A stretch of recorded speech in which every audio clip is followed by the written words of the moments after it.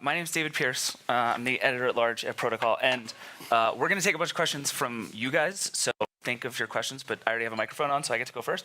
And what I want to know from you is I've been spending all of my time the last few days sitting with people who are telling me, like, everything is a tech company, everything is tech, digital transformation, we're all a tech company, and then you get up here and you're like, actually, just kidding, nothing is a tech company. Even Amazon, they just ship you stuff. So what is a tech company? And does the distinction even matter anymore? Yeah, I'm going to go. You just talk for another 45 minutes. There's how many different ways can you answer this question? One answer is everything is a car company now. Everything is an electric company. Is McDonald's a car company and a trucking company? Well, sort of, but actually, no, it's a restaurant. Is Walmart a trucking company? Well, sort of, but it's also a retailer. And so when technology works, it kind of disappears into everything and it becomes part of the world. So I think that's one answer. I think the second answer is sometimes when people say, is that a tech company, they're actually saying, should that be valued like a tech company? And that really means, is that a high-growth, high-margin company with defensible margins? Or is it a company that rents and leases office space for lots of money? And there's interesting answers around that, because like making these screens is definitely a hardcore tech industry, but there's no margin in it. Right. And so there's a bunch of sort of like, are you really saying this is a tech company? I think the interesting thing that I was trying to get at in the presentation is, what are the questions that matter here? There may be a lot of hardcore computer science in it, but is it going to succeed based on the computer science, or is it subject to kind of the laws of retail, which is kind of the mattress point? Yes, you've got to have a great website, but actually you're going to win based on how good your product is. It's all about the bag, it's all about the mattress, it's all about the shoe. Netflix, yes, there is a lot of hardcore computer science in how they do the streaming and how great the app is, but it's actually all about the TV shows and what they pay for the TV shows and what Disney is going to pay for those TV shows and how they attract talent. And so I think kind of my framing would be like, what are the questions you have to ask here? I mean, when I always felt looking at WeWork, like, I don't know, ask a real estate analyst. I have no idea what that company's worth because I'm not a real estate analyst. It's worth something. Right. There's clearly a business there with some margin of some kind. There's no network effect. There's no barrier to entry, but it's worth something. Ask a real estate analyst. And I think that would kind of be my framing. Like, who is it that you should ask? Should you ask me or should you ask Gary Emanuel? So, and then the point is increasingly that computer science stuff is becoming table stakes, that it's much more available, it's much cheaper, it's much more accessible. You can hire these developers. There's more people out there who can do this, and so now it is. Those are less interesting questions. I think you have to be careful about this because, like, other people's jobs are hard. And technology is hard. And if you don't come from technology, and you say, well, we'll just hire some developers, we'll hire some geeks, and they'll just do it for us, you'll fail.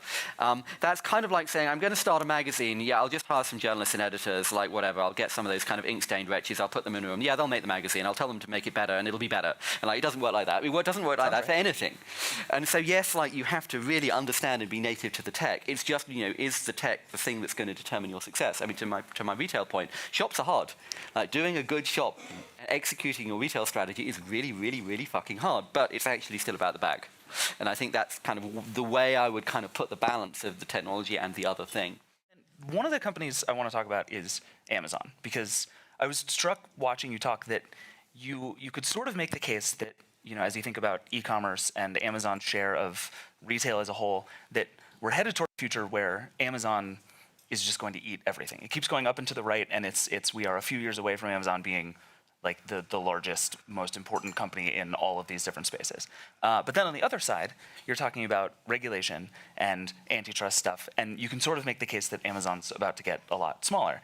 And when Jeff Bezos isn't getting his phone hacked by Saudi Arabian royalty, which is my favorite thing that has ever happened, what do you see it one way or the other? Like, are these Amazon or other companies, are they getting bigger or smaller quickly? So I think Amazon is the new Walmart. Okay. And Walmart was once big and scary and terrifying. And Walmart exploited a new retail format and did it with terrifying, relentless efficiency. And the press used to be full of stories about how mean Walmart was to its suppliers. Like, it's really tough being a supplier to Walmart, and they fuck you to get the prices down. Like, yes, and that's what Amazon does too. I don't buy in any sense the idea, yes, don't take on Walmart as being Walmart. That would be a really bad idea. Does Walmart swallow all of retail? I don't think anybody today worries that Walmart is going to swallow all of retail. And I don't see any reason to think that Amazon is going to swallow all of retail. I think what Walmart did and what Amazon does is do really good at exploiting a certain kind of channel that sells products in a certain kind of way. And more products can be converted to that format. Now, more and more stuff can be converted to getting it tomorrow and buying it in a commodity retail experience. But we don't buy everything from Walmart, even if you live near a Walmart. There are other retailing models that succeed just as well. And I think the same thing applies. In fact, kind of paradoxically, the more stuff that goes online, the more stuff happens that isn't Walmart. I mean, you see this very obviously in fashion. Fashion does not, Walmart, it is in Amazon. Amazon is one of the US's biggest apparel retailers, but fashion has not gone onto Amazon at all. Right. And cars are not on. I mean, there will be many more retail experiences that are not on Amazon at all. I mean, to me, this is like saying, well, like Google's got all the data, so of course Google will beat Facebook. Back when Facebook was like this tiny startup. Like Google's got all the data, so like Facebook are fucked. Well, that isn't quite how Google it works. Plus did win, so that's good. Yeah, exactly. And Facebook's got all the data, so it would be impossible to create Instagram or WhatsApp, well, no, or Snapchat or TikTok, right? None of those. And YouTube has all the videos, so TikTok's impossible. Well, it doesn't kind of work like that. You continue to get new formats, and the people who are really, really good at this format, by definition, because they're so good at that format, they kind of can't do any of the other things. So does that mean then that we're headed towards sort of this hybrid space? Like we were talking about this store Showfields, where it's a large department store exclusively for internet brands, that they just show up and instead of sending it to you, they'll give it to you in a store. And it's like we're in this sort of weird middle space that feels like a middle space, but is maybe actually the end game, where it's actually going to be everywhere. Well, the kind of point I made for around TV, which I think I should have kind of also broadened to retail, is like we've broken apart the old model, we've thrown all the cards up in the air, they haven't settled down in a new point of equilibrium. And so everyone is trying to go direct. All the old aggregation models have broken up. Not everybody is going to be able to go direct. We will resolve on some new point of equilibrium over the next kind of 5 and 10 years, and we'll know what those are. And there will be new aggregators. There will be some people that you would never have thought could go direct that will become direct subscription business. So we were talking about this last night. Like, I don't know, maybe toilet paper is going to work really well as a subscription business. I have no idea, like maybe, but something that you wouldn't think of that would work as a subscription business will work as a subscription business. Like, I have no idea what. And so we'll get this kind of highlight, and who would have thought that like glasses would work online, for example?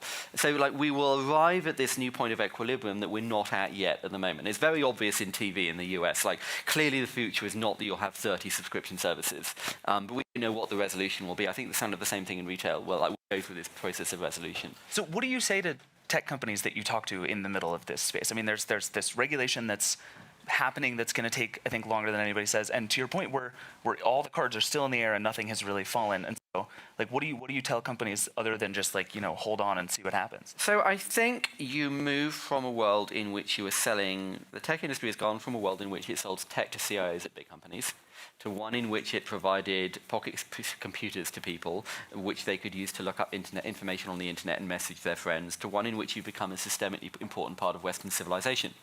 I mean, you see this, to their tragedy with the Facebook crypto project. It's like you can kind of imagine the process. We should build a payment system, and it will be great for inclusion, and we should use Bitcoin, and we should have lots of partners. Oh, and we're going to get regulated by central banks as a systemically important part of your financial infrastructure. Like, oh, shit. And so that's kind of the process that the tech industry has gone along. We become part of society, so therefore we get treated like part of society. Okay. And why do you think this moment is happening for regulation? Like, what is it about this second right now that all of a sudden all this regulation is starting to happen? Well, I think we had a moment of praxis. We had the combination of Trump and Brexit and a bunch of other stuff, and we suddenly sort of went, oh, wow, we connected everybody, including the bad people, and we suddenly kind of, or the whole conversation inverted. I think it's really interesting that, like, all of the narrative from people who criticized big tech companies, the narrative was, you should be more open. You should not try and force people to use a real name. You should make it easier for developers to interact with your data. You should not be running a walled garden. You should not be secretive. You should not have security because that's bad for competition. It's bad for openness. And then, oh, no, not like that. which is exactly the conversation people were having about Microsoft before the explosion of malware 20 years ago. Anything Microsoft did that made it harder for developers to run software on your PC was evil. Anything Microsoft did that made it harder to automate what was happening or integrate with their software was evil. And then you get macroviruses and malware, and suddenly people say, oh, no, not like that. And Microsoft has to pivot 180 degrees to being default closed and default secure instead of default open. And closed is secure. Those are the same thing. Closed, secure, private are the same thing. You cannot, there is a fundamental conflict between open, free competition, and insecure and non-private. And so Facebook and Google have kind of had to go through exactly that journey from you are evil for being too closed to you are evil for being too open. Cool. Okay, so we have a couple minutes if people have questions, and we have microphones floating around, but also we're close to each other. You can just tell us. Anybody have questions? In the back here. Hi, I was very interested in your extraterritoriality point, EU versus US. The EU seems very keen on almost trying to use this as a business edge. Any thoughts there on success or opportunity or failure? So there's certainly a protectionism angle to this. I mean, it's not a coincidence that all of these companies come from the US, that the companies they're targeting come from the US. There is certainly a tax element to this, which is you have 5,000 ad salespeople in London and you claim you have no revenue in London. That doesn't last, so you just can't do that indefinitely. There is also a sense that, like, you are part of the French media industry. You have share of time and share of consumption and share of influence and behavior and influence on the political process on a par with any French media company. The French have views on how they regulate media. Okay, you're going to be part of that. You can't just say, well, we're in California, so we don't care. You are in France. You are a French company. If you have 20 million people in France using your product, you are subject to the way that French people think about that way that product exists in the broader world that product exists in. And saying, well, we're in America, so we don't care, it doesn't work like that. You're in that country now. You're in France, you're in Germany, you're in Britain, and these different countries have attitudes around how this stuff is going to work. And you can't just say, well, the US Constitution says. Hi, Justin from Edelman. I'm curious for your take on the media and the media's role going forward here, because regulation is complicated and it's fairly hard for the media to report on something that's so complex. And I'm curious about, A, how you think the media has been doing so far, but when you look at how tricky and various the solutions are here, what can the media do to actually present a more accurate portrayal of perhaps some of the unintended consequences of regulation, or some of the more complicated solutions that are probably needed? So I think there's several ways to answer that. I had a slide of moral panic. I did not note the publications that had run those stories. Those were all major media publications. There's another major media publication that is apparently still running with the story that health insurers use Google Cloud, and that this is somehow a problem. And everyone in tech looks at this and says, you are fucking idiots. And I think there's a problem around that because, so to speak, a third of the coverage of tech is, oh God, that's a real problem. A third of it is, well, yes, but it's actually really complicated. And a third of it is, that's just not true. And the problem is that the ones that are not true make everyone in tech go, well, we're just not going to talk to the Wall Street Journal or the New York Times, which makes it harder for them to understand what's happening, and it makes it easier for people in Silicon Valley to say it's all nonsense. Not the people at the top, but like the people in their 30s who are kind of in the middle of these companies are like, yeah, whatever, it's all horseshit. And the problem is, yes, some of it is, but most of it isn't. And so I think there's a challenge around where we are in the media cycle, in which we've kind of gone from kind of uncritical positivity to uncritical negativity, in which we went from everyone is geniuses to everyone is a shithead, which is like, there's a famous, like, if you worked at Apple for Steve Jobs, you were on the genius shithead roller coaster of like everything was one or the other. And I think that's kind of where we are in a lot of discussion of tech. To your point, yes, actually a lot of this stuff is kind of complicated because you're using Google Cloud. Well, there are some interesting complexities in that. It's not like just that you're using Gmail. And so you kind of have to work to kind of pull out, like, well, what exactly is going on here and what is the story? And, there is obviously always a temptation to have the big splash that says, oh my God, this is terrible. I think part of that is where we are in the cycle. I think you're absolutely right. Part of it is that this stuff is kind of complicated and fiddly and tricky to kind of pull apart. I mean, I think there's been great coverage in the New York Times around, for example, how you deal with things like child sex abuse material, where the basic issue is anywhere where anybody can exchange files, there is child porn.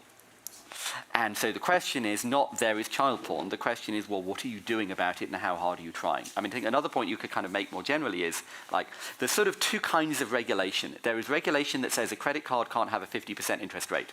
Result, there are no credit cards with 50% interest rates. There just aren't. The other kind of regulation is you're not allowed to kill people. Yes, but there is still murder.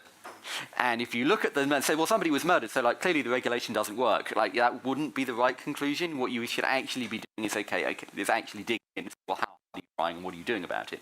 And so I think a lot of the kind of the conversation is like, the internet is people, and so there's bad stuff. So what do you do about that? How hard are you poking into it? What are you trying to do? How do you get to that point of understanding that, like, somebody killed an Uber driver, that's probably not Uber's fault. Uber isn't verifying Uber drivers' identities. Okay, that probably is Uber's fault. How do you distinguish those kinds of questions? Personally, I just think somebody should start a new media company dedicated to covering tech in like a really serious, nuanced, thoughtful Yeah, it'll never way. work. It's just a crazy idea I had. Okay, I think we have time for one or two more, if anybody else. Yeah. Hi, I'm John Harris with Politico and cheerleading our new corporate cousins at Protocol. That's exciting. I was left kind of despairing on your presentation because the overwhelming impression for me was that these problems are so complex and we're really answering them without reference to some universal principles. The problems are going to stay infinitely, or the circumstances that come up will continue to be infinitely complex. But in most arenas, we point back, like, well, there is a common understanding that this or that thing is good or bad. For example, an illustration, those pictures of made people you made, presumably with artificial intelligence, you'll be able to actually create an impression on video or voice that I'm talking to somebody real. Maybe. But not. Maybe, but do the people who want, the problem with all of this stuff is, I mean, if you look at all the fake news that's spread on Facebook, you know, it sounds very kind of patronizing, but like none of us would have been tricked by that stuff. Yeah. The people who get tricked are not the people who are going to check for a signature to see that it's verified. What I'm getting at is, like, do you foresee some way where, like, this sea of complex questions can be simplified and clarified, where we're at least solving them with reference to some clearly understood general principles? Otherwise, it just seems hopelessly complex, and we're always going to be way behind. Well, so I think you've just described politics. I mean, there are people who've written like very simple, clear frameworks for thinking about how you should run the world. One of them was called Marx. One of them was called Mao. One of them was called Adolf Hitler. Like, it's really simple. It's just that book. You can follow the book, and that's how you kill millions of people. And kind of the reality of how you. Thomas Jefferson, right? Yes. Let's create a country where the fundamental principle is we're all created equal and except for black people and women. Yes. Well, there's this great line from Samuel Johnson that nobody yelps louder than the drivers of slaves, describing Thomas Jefferson, slave owner. So this stuff is always complicated. I think the part of what I was getting at is like, you merge with the real world, and the real world has like complicated problems. Do we want employment protection, or do we want more economic growth? Well, you can't have both. That's a trade-off, and you make a decision. And actually, Germany and France and America make different decisions around where that trade-off is going to sit. Do you want to have a strong central government that can build infrastructure projects, or do you want to have a decentralized government where it's harder for one president to exercise dictatorial power? Well, pick one, or pick a point on that spectrum, and there isn't like an answer to that. And I think part of what I was trying to communicate was that like this stuff goes to become part of the world. And therefore, all of the complexity that we're kind of used to dealing with in the world, we kind of have to deal with as we think about technology. And indeed, many of those questions aren't even technology questions anymore. They're questions of the real world. Like, how do we think about free speech? Well, it's complicated. It always makes me laugh when I hear people talk about how we should embed ethics into machine learning. Like, the cleverest people on earth have spent the last 3,000 years trying to encode ethics and basically haven't succeeded yet. So you're just going to like do it in a think tank in Silicon Valley next week? Like, shut the fuck up. It's not that easy. It's complicated. And you just have to own and accept the complexity. So still despair. Well, but no, what I'm saying is that's like saying we should despair about politics. It's like me sitting here and saying, well, no. the general project of politics. It's like sitting and saying, well, you can't just pass a law that will give us zero unemployment. Oh, shit, well, then we should just give up. Well, no, you just have to deal with the fact that economies are complicated, and free speech is complicated, and choosing trade-offs in politics is complicated, and setting regulatory policy is complicated. That doesn't mean there's no answers. It just means there's not an easy answer for any of these questions. All right. So how optimistic are you that So I think in generality, I'm optimistic about the way liberal democracies work. Like, we tend to arrive at the right answers. And, we tend to arrive at different answers that also work. Like, France has arrived at very different answers to the USA. Those are both kind of okay countries to live in, mostly. Britain and France run their countries differently, but they're basically okay countries to live in. So I would say I'm sort of relatively optimistic about this stuff. I mean, there's always stuff that fucks up. California has just passed this law on freelancers that some of you may know that's kind of created massive unintended consequences. That's part of a consequence of kind of the moral panic we're in. But like over time, regulation sort of works. That may be kind of a European attitude as opposed to American attitude. But I think all of this stuff becomes they become political, social, regulatory questions, and we kind of understand political, social, regulatory questions. We just understand they're complicated. All right, well, we are out of time, and that was like a slightly hopeful note to end on, so I feel really good about that. Thank you all so much for coming. We have more food and more coffee, and we're all hanging out, so please come say hi, and thank you all so much.